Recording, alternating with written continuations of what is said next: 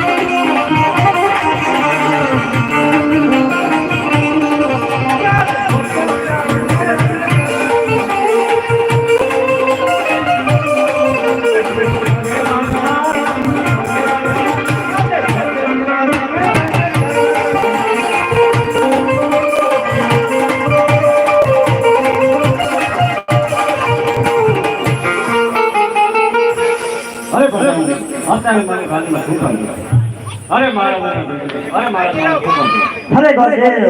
મારી દીકરીને ગંગે 16 વર્ષમાં થઈ છે